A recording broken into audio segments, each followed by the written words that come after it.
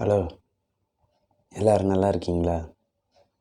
இந்த வீடியோவில் என்ன பார்க்க போகிறேன்னா, லா ஆஃப் அட்ராக்ஷன்,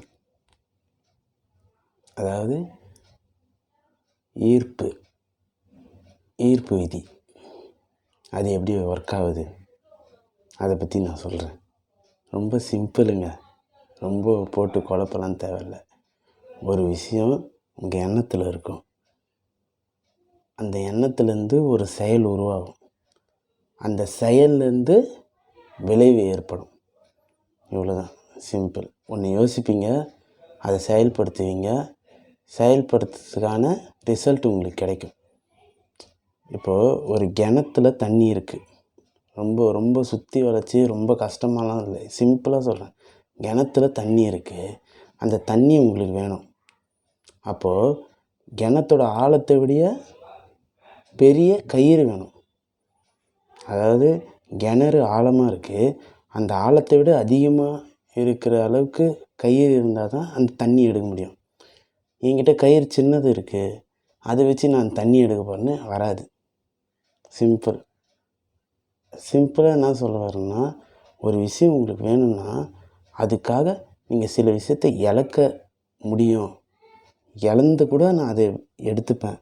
அப்படின்னா அந்த விஷயம் உங்களுக்கு கிடைக்கிறது யாராலும் தடுக்க முடியாது. ஆனால் நான் எதுவுமே மாற்றிக்க மாட்டேன், எதுவுமே பண்ண மாட்டேன். ஆனால் அந்த விஷயம் எனக்கு வேணும், வரணும் அப்படின்னா ரொம்ப கஷ்டம், அதுமாரி வராது.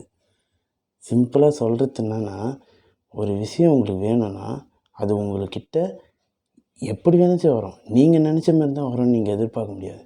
இப்போது நீங்கள் காலேஜுக்கு போகணும், அவ்வளோதான். காலேஜுக்கு நீங்கள் போயிடுவீங்க, ஆனால் இந்த பஸ்ஸில் தான் ஏறி இந்த ரூட்டை பிடிச்சி நான் இப்படி போவேன் அப்படின்னு நீங்கள் எதிர்பார்த்தா அது நடக்குமானா ஒரு கேள்விக்குறி தான். நீங்கள் ஆசைப்பட்டது கிடைக்கும், நீங்கள் ஆசைப்பட்டது கண்டிப்பாக கிடைக்கும், அதில் எந்த ஒரு டவுட்டும் இல்லை. ஆனால் நீங்கள் எதிர்பார்த்த மாரி கிடைக்குமா, அது உங்கள் கையில் இல்லை. புரியுதா? இவ்வளோதான்.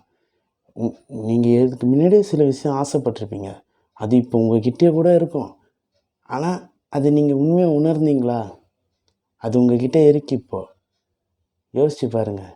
எல்லாமே உங்கள்கிட்ட, உங்கள் வீட்டை திறந்து வீட்டில் இருக்க எல்லா பொருளையும் பாருங்கள், எல்லாமே நீங்கள் ஒரு நாள் ஆசைப்பட்ட பொருளாக இருக்கும். கண்டிப்பாக அதை நீங்கள் புரிஞ்சுக்கின்னு செயல்படுங்க. நீங்கள் ஆசைப்படுறது கண்டிப்பாக உங்களுக்கு கிடைக்கும். ஆனால் நான் எதுவுமே மாற்றிக்க மாட்டேன், ஆனால் அது என்கிட்ட வரணுன்னா ரொம்ப கஷ்டம். அதை மட்டும் பார்த்துங்க.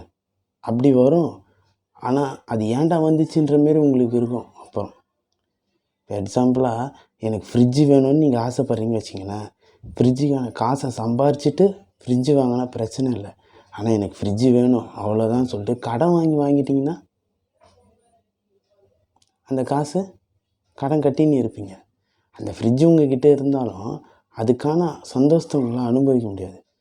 அதனால் உங்களுக்கு ஒரு விஷயம் வேணும்னா அதுக்கான தகுதியை நீ வளர்த்துக்கினா அந்த விஷயம் உங்கள்கிட்ட வரும்போது நீங்கள் ஹாப்பியாக இருப்பீங்க. சிம்பிள். சந்தோஷமாக இருங்க.